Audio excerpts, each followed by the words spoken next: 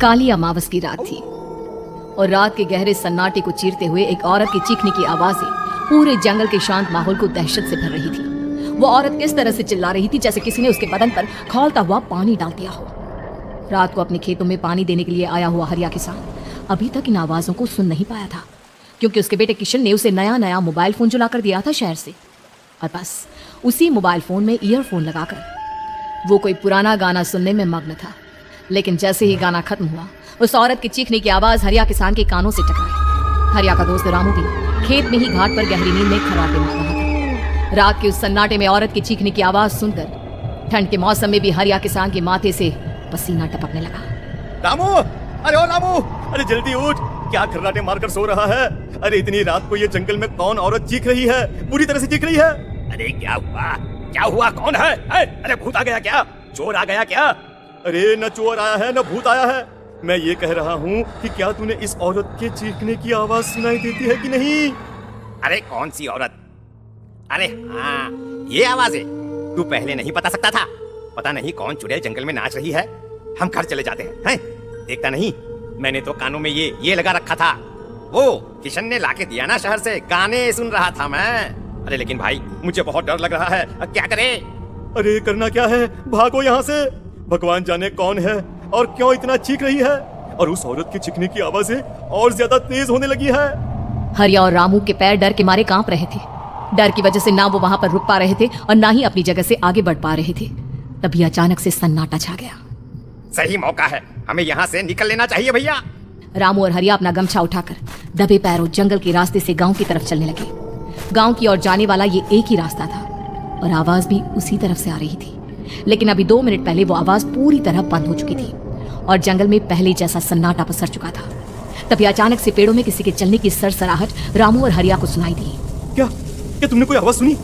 हाँ यार, ऐसा लग रहा है कोई इस तरफ ही आ रहा है। और तभी अचानक सामने पेड़ से एक साया रामू और हरिया के सामने उल्टा आकर लटक गया। ये देखकर रामू और हरिया की चीख निकल गई। वो दोनों डर के मारे बेहोश हो गए। वो साया जमीन पर आकर खड़ा हुआ। उसने रामू और हरिया के बालों को पकड़कर खींचना शुरू कर दिया। अब तुम गांव वालों में से कोई जिंदा नहीं बचेगा। मैं तुम सबको ले जाकर उस गड्ढे के नीचे दफन कर दूंगी। सबकी जान ले लूंगी, मैं किसी को नहीं छोड़ूंगी। अगली सुबह रामू की पत्नी कमला हरिया के घर आई और उसने हरिया की पत्नी सुमन से अपने पति के बारे में पूछा। सुमन, कल रात को ये तुम्हारे ही पति के साथ गए थे खेत पर, अभी तक लौट कर नहीं आए हैं। हाँ बहन, मैं भी वही सोचकर परेशान हूँ। मेरे पति भी अभी तक खेत से लौट कर नहीं आए। भगवान जाने क्या बात है, दोपहर होने आई है।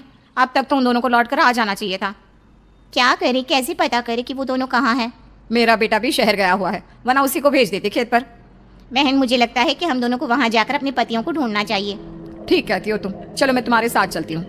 और वो दोनों जंगल के रास्ते खेत की तरफ आगे बढ़ती हैं। वहां जाकर देखती है कि हरिया और रामू आग जलाकर आग के ऊपर कुछ पकाकर खा रहे थे।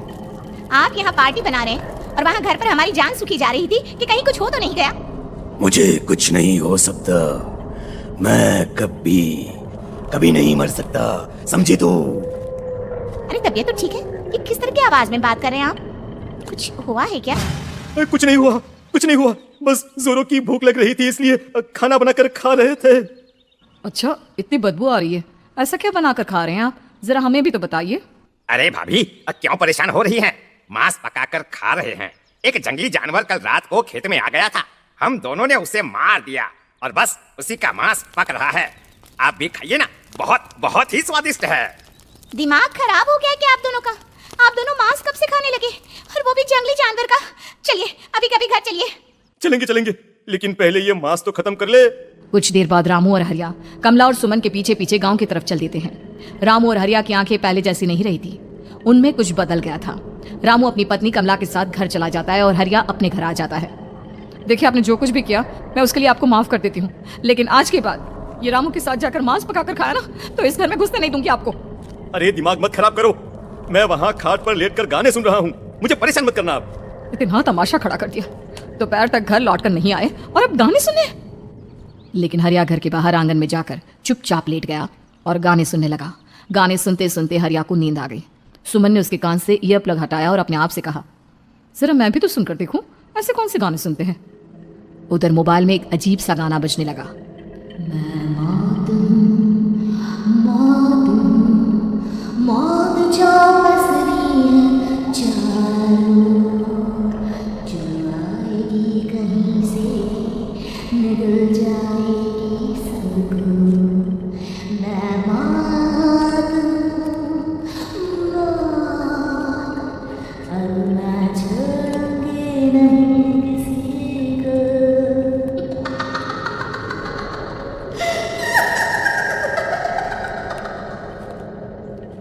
सुमन ने घबराकर मोबाइल फोन दूर रख दिया। वो बुरी तरह से डर गई थी। तभी अचानक हरिया अपनी नींद से जागा और गर्दन टेढ़ी करते हुए सुमन के पास आया। क्या क्या कर रही थी?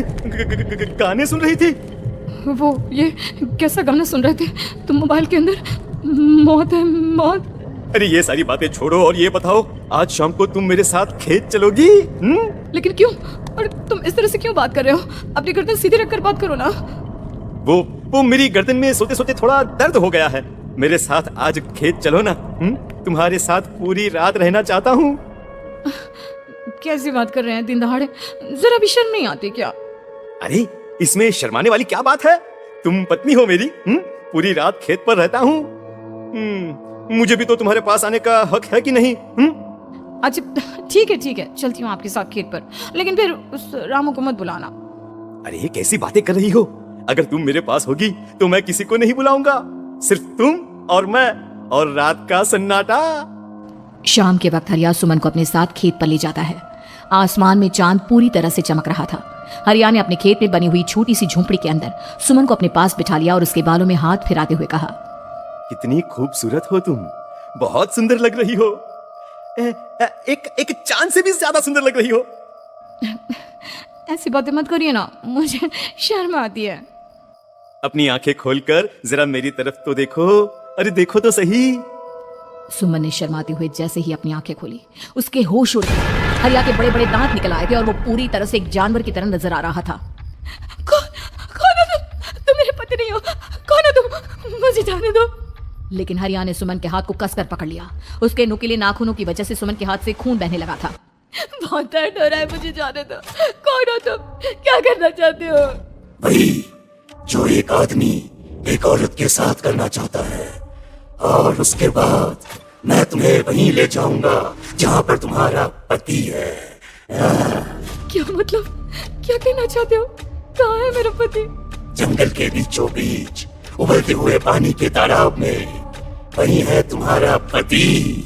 चलो चलो, मैं तुम्हें उससे मिलवा देता हूँ, लेकिन उससे पहले तुम्हें मेरी प्यास बुझानी होगी।